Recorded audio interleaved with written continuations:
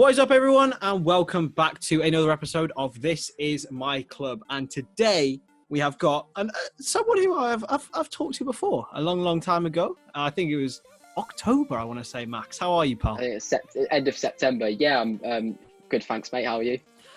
Not too bad. So Max is, as you can see very well, a Lincoln City fan, mate. You got a very interesting story to go with it, haven't you? So yes. We'll start at the beginning, mate. Lincoln City, why? Right. So, as you can tell, I am a southerner. I was born in Gillingham, unfortunately, and I live in Kent. So I'm Kent born and bred. My dad is from London, but my mum was born in Lincoln, and all of her family are from Lincoln. My granddad has been a Lincoln fan for over 60 years. He stood on the terraces with his granddad at the age of like 5, being pushed over the fence to get in. All that sort of thing was going on. And when I wasn't one of these kids that you're brought up into football, because neither of my parents liked football. But it was when I was really first starting to get into it by just joining in with other people in my year on the playground back in primary school. I did think it was quite cool. So when I first started getting into it, my granddad took me to a Lincoln match. I didn't know Lincoln were at the time. I didn't even know Lincoln was a place. And we were playing Ebbsfleet back when we were in non-league. It was in 2012. And obviously Ebbsfleet is only about 40 minutes from where I live. So obviously it's not too far. My granddad was like, well, do you want to come to a football match at the weekend? So I inclined. I don't remember much about the match. He took me to it. I actually grew up for years thinking we had drawn the match, and I researched it a few months back and we'd actually won the match, which is very odd with Lincoln. But yeah, no, that was the first. And then I kind of adopted the Premier League team to go along with it, because in primary school, it's not cool to support your local. It's not cool to support a lower league team. So I adopted Man City. My mum and dad have got a family friend who's from Manchester and goes to a lot of Man City games. So he kind of took me along to the Man City games. And then my granddad took me along to the Lincoln games. That's how it sort of worked for me. And then as I got older, I gradually dropped Man City and became more inclined to Lincoln, as I just enjoyed going to watch them more. And I loved the community aspect of the lower league football. So yeah, that's how I got into supporting Lincoln. Yeah, and it's a really good story of, choosing the lower league, choosing the local team, and that's what we love to see. And that's why we're doing this series, is to give them sort of a platform. So Lincoln City for you, mate, it's been topsy-turvy in your lifetime, because you're only 14, 15? 14 or 15 next week. There you go. So it's been topsy-turvy in your lifetime. So describe your memories of Lincoln and how it has gone for you so far. Right. You may have to get an audio beep thing out, because I think there's definitely going to be a few swear words in this describing Lincoln's form from a few years ago. So when I first started supporting Lincoln, we had been relegated. It was our first season back in the National League. I didn't know there was any other leagues apart from the Premier League when I was a 5-year-old or 6-year-old, 7-year-old, however old I was. I don't really know. And essentially, as I said, I can't really remember a lot from when I first started going to them. But all I remember is from when I was about 8 and 9, when I can first sort of picture it. All I can remember is it being absolutely shit. That's all I can remember about Lincoln, because I think, obviously, the first Lincoln match I went to, we won. And I went to a lot more away games than home games at the time, because obviously you weren't doing as well. So it was a lot harder to get up to home games with my granddad still working and that. He wasn't retired at the time. So I went to a lot of southern sort of away games in the Midlands. But I think it took me about maybe a year or two to see Lincoln win away. It was absolutely mental. Or not even win away, just win a match. I hadn't even seen them win at home for a while. But yeah, the memories I've got of Lincoln is watching us get beat every week by the likes of... I've got a very distinct memory of my head of when we got beat 4-0 by Eastleigh, saved 3 penalties and had our captain sent off. And I've just got this vivid memory of my head of just us getting beat every week by part-time teams, which is absolutely horrible. And that was in sort of the Gary Simpson era. And my granddad actually had an altercation with Gary Simpson one match. It was Welling away and got beat 1-0. And he went behind the dugout and he said to Gary Simpson, "This is utter crap, whatever." And Gary Simpson just turned around and told him to fuck off. Oh, dear. So that was, I don't remember it. I don't know if I was in the toilet or something, or I don't know, maybe just young age. But yeah, that just sums up Lincoln, the first few years I was supporting them. And then Then the Chris Moyes' era for a season, and that was a decent season. We finished mid-table, but again, just like this season, away form ruined it for us, and injuries and stuff. But he put in the foundations for the Cowleys to come in the next year. And then I think there isn't really a lot that needs to be said about the Cowleys, because they just came in and just made the city of Lincoln just fall in love with its football club again. So, yeah, that's really my memories of supporting Lincoln. Yeah, it's certainly topsy-turvy. And obviously, just to go slightly off topic, you've seen obviously the Cowleys doing a good job at Huddersfield as well. What was your reaction when they left the club? I think, obviously, this is where it gets a bit divided with Lincoln fans, because you get some Lincoln fans who basically don't allow you to criticise the Cowleys in any shape or form. They see them as gods, basically, and if you can't say anything bad about them. But then you get people like me who, as much as I love the Cowleys for what they did to not just the club but the city of Lincoln itself, just all the success and names and things they brought to this club, I was very angry at the time in the way they left the club, because all through the summer there'd been speculation about them going to West Brom and Huddersfield, because I think West Brom had sacked the manager or something. And Lincoln issued a statement saying we'd had no official contact with West Brom, so that was obviously maybe fabricated by Sky, but there was nothing about Huddersfield. And then the rumours became more and more apparent.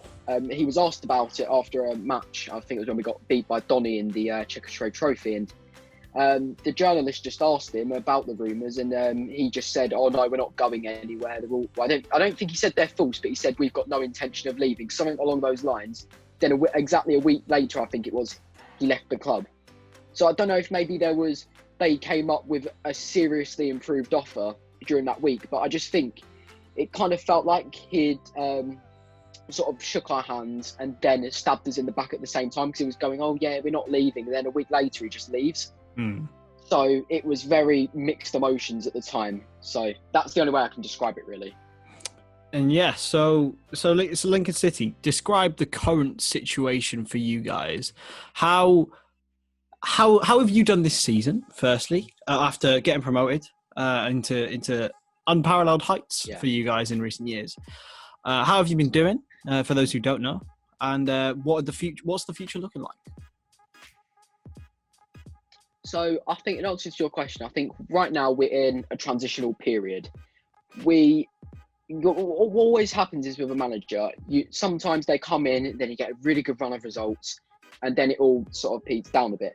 The way it is with Lincoln, we got our new manager in and got beat every week, basically. That's the way it is at Lincoln. We used to get beat every week. But I won't specifically blame it on the management or the board, because basically our new manager, Michael Appleton, is clearly not a fan of this direct, quick football we played under the Cowleys, where we just hoof it up to the target man, which we had in Johnny Kindy, Matt Reed, etc. He likes to have it on the floor, at the back, passing it forward. And we do not have a squad to do this. And I like the idea of playing out from the back, but it just doesn't work with our squad. And I'm not a fan of it at the moment, because we've conceded too many silly goals this season and given away points because we can't play with it on the floor.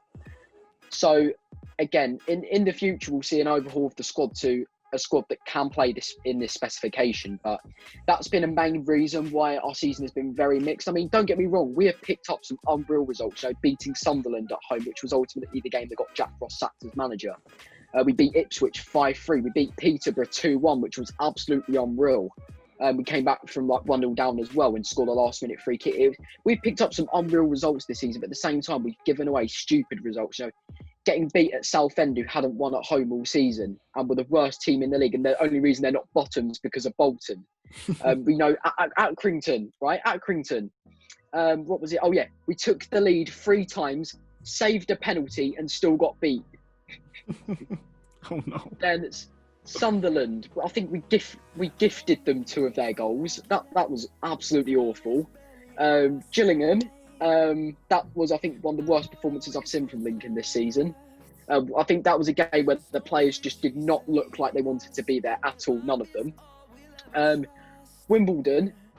We missed, apart from one shot which somehow went in. We missed. It was like they were telling us to score, and we just were so incapable of doing so, and then we went and bottled it in the last minute. Yeah, I mean, you can see where I'm getting at, and you can get a pattern that they're all matches away from home. Like, we've only won 2 league away matches this season, one of them under the Cowleys at Rotherham, and the other one at Burton, and I still don't know how we won at Burton and kept a clean sheet, but I mean, I'll take it. Absolutely. And putting your biased hat on, because that's what we love to do on this series. Put your biased hat on here. How do you want the season to end? Right, I need to get the biased hat on first. Okay. Right, there we go, the biased hat's on. Right. How do I want the season to end? Yeah. I've got to be very careful because the Tranmere anti-opinion mob attacked me on Twitter for saying this. I think it should end on points per game because, right, Lincoln, we're in a very fortunate position that we've got nothing to play for this season. We're safe from relegation. We're too far away to have a playoff push. So we've got nothing to play for. But I think the costs of continuing the season is just something that's unparalleled and low. And, you know, what teams like Tranmere, Peterborough that have safe budgets are forgetting there's teams in Leagues 1 and 2 who are seriously struggling with money and have done for a few seasons now. And they're very quick to criticise the EFL, but they're not picking up on the neglect by the EFL towards these sides about financial situations, etc. And these clubs rely on match day revenue, and they haven't taken into account the massive amount of money these clubs will continue to lose if they play on the season. In League 1 at the moment, it's looking like points per game will just about edge it because the way it is kind of, obviously, Tranmere want to continue the season. Most of mid-table want to end it. Obviously, playoff teams want to continue because they're all level on points basically and still fighting for automatic promotion.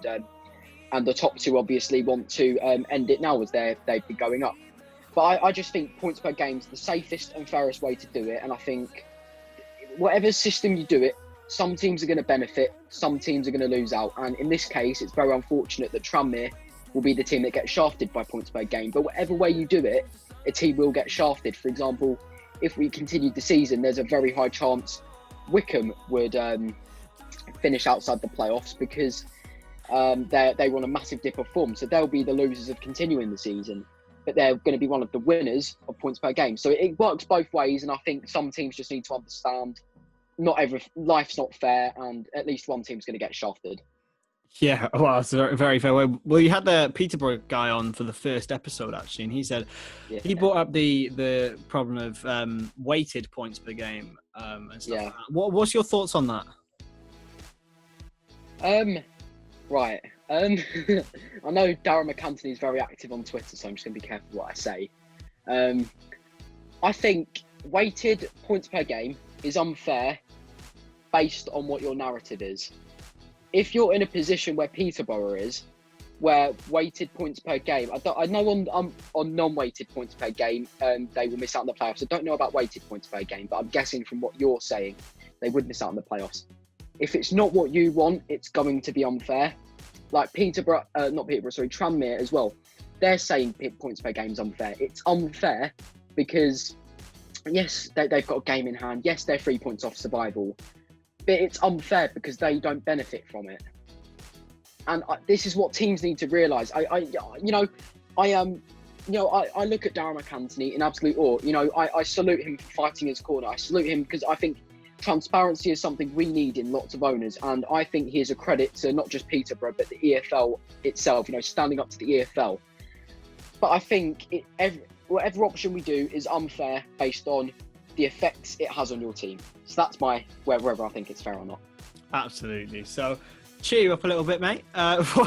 What's your favourite Lincoln City moment?